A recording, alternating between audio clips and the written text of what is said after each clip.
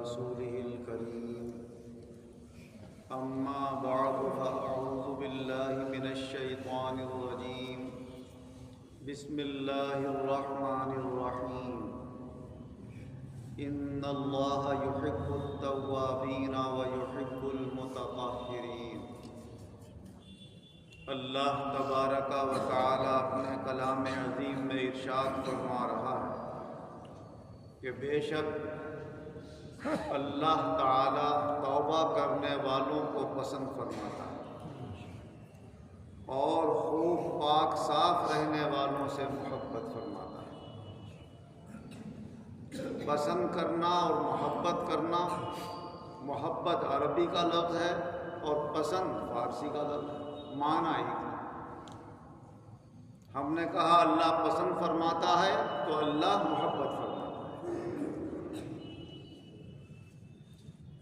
توبہ کرنے والوں کے بارے میں حدیث پاک میں حضور صلی اللہ علیہ وسلم نے ارشاد فرمایا کہ اتنا پسند کرتا ہے، اتنا خوش ہوتا ہے اپنے توبہ کرنے والے بندوں سے کہ اگر اس سے کبھی گناہ ہو گیا اور اس نے اللہ کے دربار میں توبہ کی تو اللہ تعالیٰ فرشتوں سے فرماتا ہے میرا بندہ یہ پہچانتا تو ہے کہ اس کا کوئی رب ہے، کوئی ہے تو گناہوں کو معاف کرنے والا، اے فرشتوں میں نے اپنے اس بندے کا گناہ معاف کر دیا۔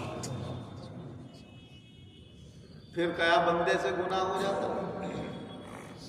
کیونکہ دونوں مادے اس میں رکھے گئے، نیکی کا مادہ بھی رکھا گیا ہے، گناہ کا۔ تو جس چیز کو دو جزوں سے ملا کر بنایا گیا تو دونوں اپنا اپنا اثر تو دکھائیں گے۔ جیسے آپ کہتے ہیں کہ اگر بغیر دودھ کے چائے پی جائے گی، چائے کی پتی ڈالی پکا لی تھوڑی سی شکر ڈال کے تو وہ خشکی لائے گی۔ اس کی خشکی کو دور کرنے کے لیے دودھ ڈال دیا جائے اس میں تو خشکی کم ہو جائے گی، ہے چائے، مگر دودھ اپنا اثر رکھتا ہے۔ ایک مادہ اس میں دودھ ڈالا گیا ہے اور ایک مادہ اس میں چائے کی پتی ڈالی گئی ہے۔ چائے میں خشکی کے اثرات ہیں تو وہ اپنے اثرات ظاہر کرے گا، دودھ میں تری کے اثرات ہیں تو وہ اپنا اثر دکھائے گا، انسان میں نیکی کا مادہ ہے تو وہ اپنا اثر دکھائے گا، جو گناہ کا مادہ ہے وہ اپنا اثر دکھائے گا۔ یہ ممکن ہی نہیں ہے کہ انسان ہو کر کبھی اس سے گناہ نہ ہو۔ ہاں، جسے اللہ چن لیتا ہے اپنے کرم سے نبوت و رسالت کے لیے پھر ان کی حفاظت فرماتا ہے، جنہیں چن لیتا ہے برائیوں سے بچانے کے لیے اور اپنا خاص مقرب بنانے کے لیے کہ میں ان کو مقرب بھی بنا لوں اور ان سے کوئی خطا اور غلطی بھی نہ ہو، بڑی چھوٹی چھوٹی کوئی ہو جائے تو الگ بات ہے، خلاف اولا کوئی کام ہو جائے تو الگ بات ہے، مگر کوئی بڑا گناہ نہ ہو، ورنہ عام انسانوں سے چھوٹے موٹے گناہ تو ہوتے ہی رہتے ہیں۔ کبھی کبھی کوئی آدمی پھسل جاتا ہے، کوئی بڑا گناہ بھی ہو جاتا ہے، جیسے بڑے گناہوں میں جھوٹ ہے، جھوٹ بول جاتا ہے بعض وقت آدمی، کوئی فائدہ دکھا یا کسی بڑے نقصان کا ڈر ہوا کہ اگر سچ بولوں گا تو یہ نقصان ہو جائے گا میرا، بول جاتا ہے بعض وقت آدمی۔ یا اور جس کی جو لائن ہے، جو میدان ہے، اس میدان سے تعلق رکھنے والا آدمی، نفسانی خواہشات والا، اس طریقے سے گناہ کر جاتا ہے، زبان کی لذتیں رکھنے والا اس طریقے سے کھانے پینے میں کوئی خطا کر جاتا ہے۔ کیوں؟ مادہ رکھا ہے اللہ جانتا ہے کہ میرا بندہ نیکی بھی کرے گا اور کبھی اس سے کوئی گناہ بھی ہو سکتا ہے، مگر یہ گناہ کر کے نادم و شرمندہ ہو، میری طرف توجہ کرے، مجھے پہچانے کہ میں اس کا گناہ معاف کرتا ہوں تو اللہ تعالیٰ معاف کرتا ہے۔ حضور صلی اللہ علیہ وسلم فرماتے ہیں ایک بار معاف کر دیا، دوبارہ پھر گناہ ہوا، بندے نے پھر کہا کہ اے میرے رب، تیرے سوا کوئی میرے گناہوں کو معاف کرنے والا، تیرے سوا کوئی میرا معبود نہیں ہے، لا الہ الا انت، تیرے سوا کوئی معبود نہیں، سبحانہ کا، تیری ذات ہر عیب سے پاک ہے، انی کنت من الظالمین، بے شک میں تو ہوں ہی ظالم، گناہ کر کے ظلم کر لیتا ہوں، کسی اور وجہ سے کوئی غلطی ہو جاتی ہے، اللہ خوش ہوتا ہے गुनाह को माफ़ कर देता है। और फरिश्तों से फरमाता है कि देखो मेरा बंदा ये पहचानता है मैं रब हूँ और मैं इसके गुनाह को माफ़ करता हूँ। तीसरी बार फिर गुनाह हो जाता है उससे, फिर वो इसी तरह रोता है, गिड़गिड़ाता है, माफ़ी मांगता है। अल्लाह तबारक व तआला फिर यही फरमाता है कि देखो मेरा बंदा पहचान तो रहा है, एक बार खता हो गई, 2 बार हुई, ना उम्मीद तो नहीं हुआ, मुझसे मायूस तो नहीं हुआ कि क्या अब मैं माफ़ी मांगूँ, अब तो इतने गुनाह हो गए, अब इतने गुनाहों के बाद मैं क्या माफ़ी मांगूँ। लेकिन अल्लाह ताला फरमाता है अरे बंदे तेरे गुनाह कहाँ इतने जितनी मेरी रहमत, मेरी मग़फ़िरत के मुकाबले में तेरे गुनाह कुछ भी नहीं है। और अल्लाह ताला फिर माफ़ कर देता है। और फरमाया किसी बंदे से तो माफ़ करते करते ये फरमा देता है मेरे बंदे तू तो बार बार गुनाह कर रहा है, मुझे पहचान रहा है, मुझसे माफ़ी मांग रहा है, चल अब मैंने तुझे छूट दे जो तेरा दिल चाहेगा। हैरान है हदीस के मफ़हूम देखकर, ये हमारे रसूल पाक सल्लल्लाहु अलैहि वसल्लम के फरामीन है, आम आदमी की समझ में बात आने वाली नहीं है। क्या इतनी छूट मिल जाएगी? छूट नहीं है वो। अल्लाह कहता है मेरे बंदे ने मुझे पहचान लिया, पहचानने से खुश हुआ, तुम्हारे गुनाह से खुश नहीं हुआ। गुनाह के बाद तुमने जो अपने रब को पहचान कर उससे अपने गुनाह की माफ़ी मांगी, उस माफ़ी मांगने से वो इतना खुश हुआ। उसने कहा मेरे बंदे तू तो बार बार मुझसे माफ़ी मांगता ही है, मुझे पहचानता ही है, अब इफ़अल मा तशा, जो तू चाहे। और एक हदीस पाक में हुजूर सल्लल्लाहु अलैहि वसल्लम इरशाद फरमाते हैं कि अगर तुम में से किसी का ऊँट जिस पर खाने पीने का सारा सामान लदा हुआ है और वो रेगिस्तान के इलाके में गुम हो जाए, तुम सो गए थे आराम में, आँख खुली तो देखा कि ऊँट गायब है, दूर दूर तक आबादी नहीं है, रेगिस्तान में रास्ते भी नहीं मिलते हैं आसानी से, रेत की पट्टियाँ बनी होती हैं, पट्टी पे निकल गए मालूम हुआ जंगल में पहुँच गए, उसी पट्टी पे चल दी। कोई पट्टी जंगल की तरफ को जा रही है, कोई पट्टी एक आध घर है किसी का बना हुआ उधर को जा रही है, कोई पट्टी किसी आबादी की तरफ को जा रही है, कोई और वीराने की तरफ दूर तक ले जा रही है। वहाँ पहुँचे तो मालूम हुआ समंदर का किनारा, आसपास कोई भी आबादी नहीं, अब लौटो फिर वहाँ से, तो जिंदा रहने का फिर चांस नहीं। जिसके पास ऊँट है, सवारी है, खाने पीने का सामान है, उसके हो तो बंदा ना उम्मीद और मायूस हो जाता है देख कर कि मेरा ऊँट गायब हो गया, खाने पीने का सामान भी गायब हो गया, अब क्या करें। लेट गया इस इरादे से कि जब अल्लाह का तरफ से बुलावा आएगा चला जाएगा। फिर थोड़ी देर के बाद आँख खुलती है तो क्या देखता है, उसका ऊँट उसके बराबर खड़ा हुआ, उस पर खाने पीने का भी सामान है, सब कुछ मौजूद है, कहीं इधर उधर चला गया, लौट के फिर आ गया। तो फरमाया देख के अब बताओ, जो मौत अपनी आंखों से देख रहा हो फिर उसे दोबारा जिंदगी के आसार खुले हुए नजर आ जाए तो उसकी खुशी का आलम क्या होगा। फरमाया वो शख्स इतना खुश होता है कि खुशी में ये भी भूल जाता है कि मेरी जबान से क्या निकल रहा है। अल्लाह से कहता है अल्लाह तू मेरा बंदा है, मैं तेरा रब हूं, मेरे गुनाह तेरा कितना मेरे ऊपर करम। तो अपने आप को तो रब कह रहा है और अल्लाह को अपना बंदा कहना चाह रहा था कि तू मेरा रब है, मैं तेरा बंदा। वो इतना खो गया कि उसे यह पता ही नहीं चल रहा है कि मुँह से क्या निकल। खुशी का यह आलम है। हमारा उससे ज़्यादा अल्लाह अपने तौबा करने वाले बंदे से खुश होता है। यह मिसाल देकर हुजूर सल्लल्लाहु अलैहि वसल्लम ने यह बताया कि वो जितना खुश हो रहा है उसकी खुशी कुछ नहीं है, जितना तुम्हारा रब खुश होता है तुमसे उस वक्त जब गुनाह करके तुमसे तौबा कर लेते, माफ़ी मांगते हो, माफ़ी मांगने वाले, उज़्र पेश करने वाले। और अल्लाह ने अपनी जो कामिल सिफतें रखी हैं उसमें से झलकियाँ उन सिफतों की अपने बंदों को भी अता फरमाई। ज़रा इंसान भी गौर करके देख ले, बीवी से कोई गलती हो जाए और उस वक्त अरे जाओ मियाँ ये तो हो ही जाता है, तो गुस्सा आएगा उसकी बात पे। और अगर वो ये कह दे तो सॉरी गलती हो गई, तो आप भी ज़रा शर्मिंदा हो जाओगे, ज़रा दिल नरम हो जाएगा। तो मालूम ये हुआ कि बंदों में भी ये मामला है।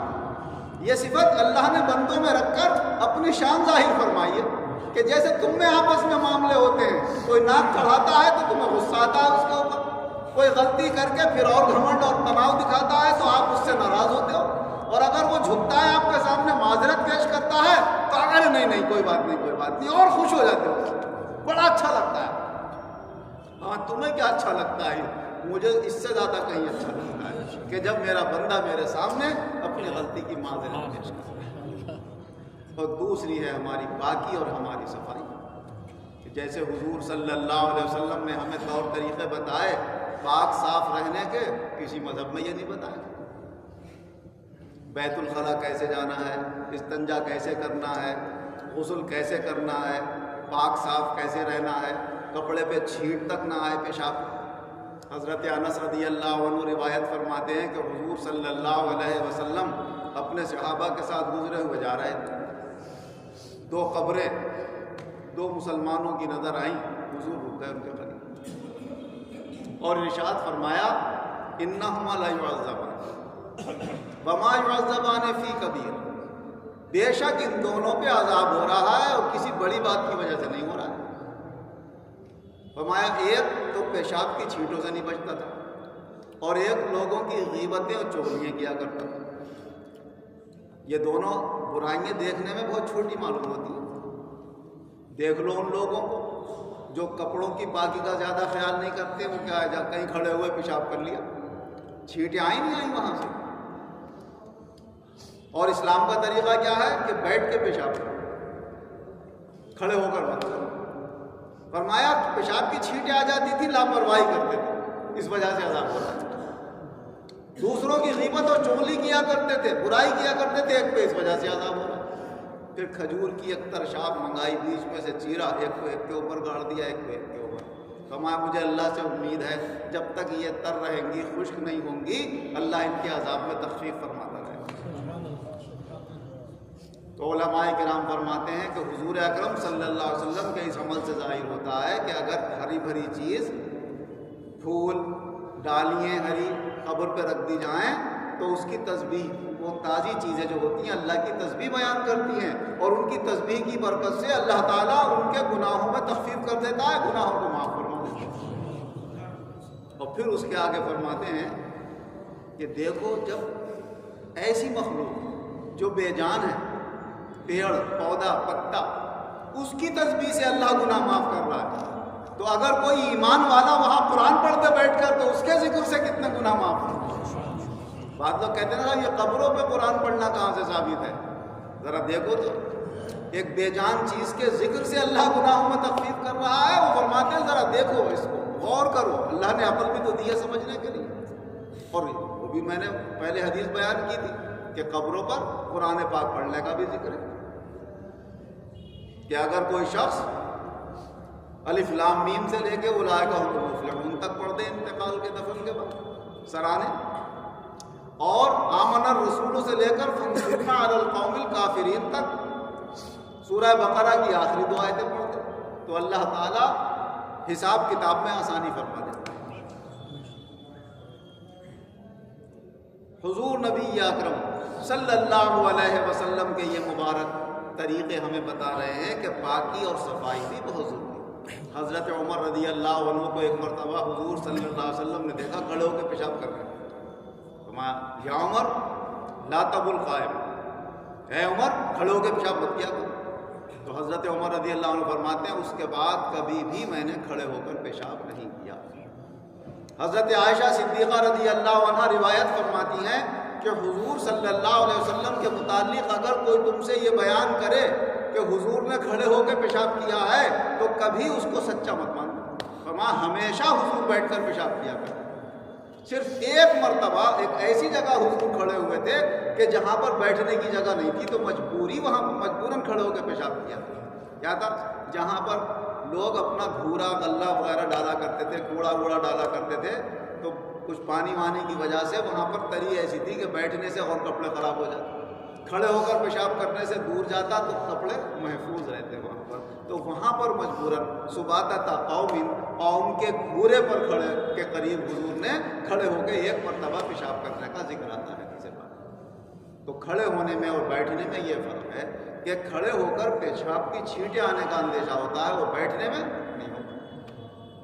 اب ہم جاتے ہیں کبھی سفر میں ایسے ہوٹل میں رکے تو جو ہمارے یہاں دیسی بیت الخلاؤں کے گھر میں لوٹا رکھا ہوتا ہے، لوٹے میں پانی لیتے ہیں، استنجا کرتے ہیں، کوئی نہ چھینٹ نہ پیٹ، بڑی صفائی کے ساتھ ہوتا ہے۔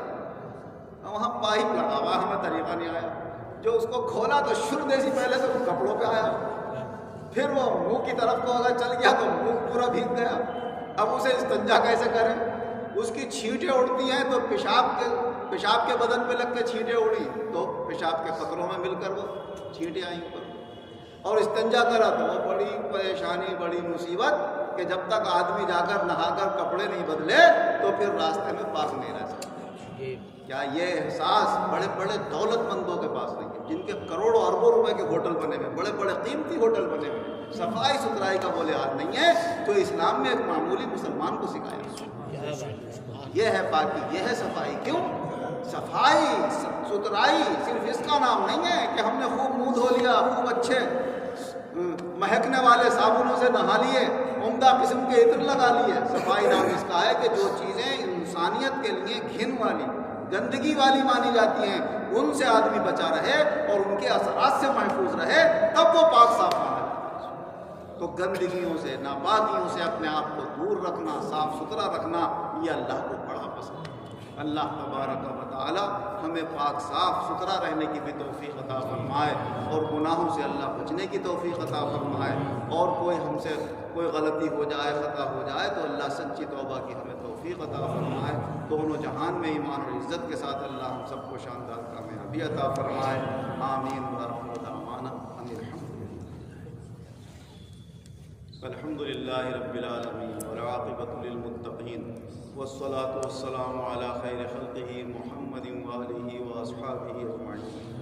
اے اللہ ہمارے گناہوں کو معاف فرما، آئندہ گناہوں سے بچنے کی توفیق عطا فرما، شیطان کے وسوسوں سے، نفس کے شرارت سے، فاسد خیالات سے، ہر مخلوق کے شر سے ہم سب مسلمانوں کی حفاظت فرما۔ اے اللہ ہم سب کے گناہوں کو معاف فرما، آئندہ گناہوں سے بچنے کی توفیق عطا فرما، جو بیمار ہیں انہیں شفائے کلی عطا فرما۔ بھائی بھائی کا آپریشن ہوا تھا، ابھی تک کہتے ہیں ہوش نہیں آیا ہے، مولا انہیں ہوش عطا فرما، ان کی تکلیف بیماری کو دور فرما۔ ہم سب حاضرین میں سے بھی مولا جس کی جو کمزوری بیماری ہے اسے دور فرما، مالی حالات بھی سب کے بہتر فرما، ایمان بھی مضبوط فرما، اخلاق بھی درست فرما، نیتیں بھی ہماری بہتر بنا، دنیا اور آخرت دونوں جہان میں ایمان اور عزت کے ساتھ ہم سب کو شاندار کامیابی عطا فرما۔